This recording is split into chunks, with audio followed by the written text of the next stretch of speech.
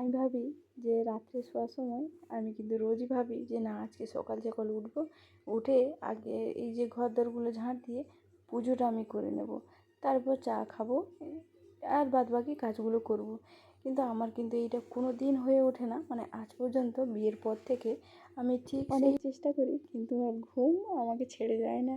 তো যাই হোক, আমার মতো কে কে আছো সকালে কিন্তু অ্যালার্ম দিয়ে 6টা বা 5:30টায় কিন্তু ওঠো দেরি করে, তো অবশ্যই কমেন্টে জানিও। তো দেখো আমি কিন্তু আজকে উঠেছি প্রায় 7টার সময়, আর মেয়ের আজকে টিউশন ছিল না সকালে, তাই জন্য উঠে আগে ঘরটা ঝাঁট দিয়ে, আর আজকে ঘরটা মুছবো না জানো তো, কারণ আমি কালকে মুছেছি আর বাড়িতে কাজ হচ্ছে, প্রচণ্ড ধুলা ময়লা, সেই জন্য ঘরটা মুছবো না। তো যাই হোক, এখানে দেখো আমি চান টান করে চলে এসেছি, আগে চাটা খেয়ে নিয়েছি, দিয়ে চান টান করে এসে পুজোটা দিয়ে দিলাম।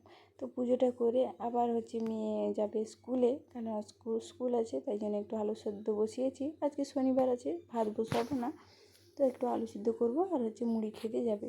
তো আমাদের বাড়িতে কিন্তু কুয়া হয়েছিল, তো সেইটা পাইপের কাজ হয়ে গেছে। সত্যি মানে আমাদের কিন্তু জলের খুব প্রচণ্ড সমস্যা ছিল, আমাদের সাবমার্সিবল করার মতো মানে লেয়ার ছিল না, তাই আমাদের বাধ্য কুয়া করতে হয়েছে।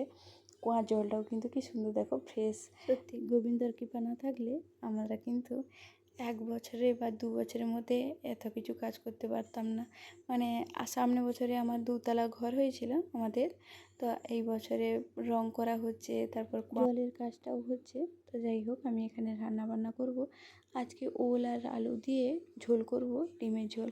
আর ডিমটা ভাতে দিয়ে দিয়েছি। তোমরা তো জানো এখন গ্যাসের প্রচণ্ড ক্রাইসিস, গ্যাসটা নিয়ে অনেক ভিডিও হচ্ছে, তো তোমরা সবাই দেখছো। তো আজকে সেই জন্য আমি কিন্তু ভাতের মধ্যে ডিমটা সিদ্ধ করতে দিয়ে দিয়েছি। তো তারপরে আলুটা আর এটা ভেজে নিয়েছিলাম, তারপর মশলাটা কষে আমি কিন্তু জল দিয়ে রান্নাটা করে নেব। তো তারপরে আর কিছু করব না, কারণ আমার আছে একটা নিমন্ত্রণ, তো আমি যাব খেতে, তাই জন্য বড়মশাইয়ের জন্য শুধু রান্নাটা করেছি। তো আজকে একটা তরকারি বলে তাড়াতাড়ি রান্নাটা হয়ে গেছে, তাই জামা কাপড়গুলো শুকিয়ে গেছে বলে একটু বক্সে গানটা চালিয়ে দিয়ে আমি কিন্তু এখানে জামা কাপড়গুলো ভাঁজ করে নিলাম। তো জামা কাপড়গুলো ভাঁজ করে আমি আজ অনেক দিন থেকে হাতে নেল পালিশ পরানো হয়নি, সেই জন্য ভাবলাম একটু পরে নিই। তো তার মধ্যে মেয়েটাও স্কুল থেকে চলে এলো, তো এসে ও জামা প্যান্ট চেঞ্জ করে ও কিন্তু আবার পুকুরে মাছ ধরা হচ্ছে, ও ওখানে চলে গেল। তো এখানে দেখো দোকানদার ফেরিওয়ালা যাচ্ছিলো মশারি নিয়ে, আমি কিন্তু 320 টাকা দিয়ে 2টো মশারি কিনেছি।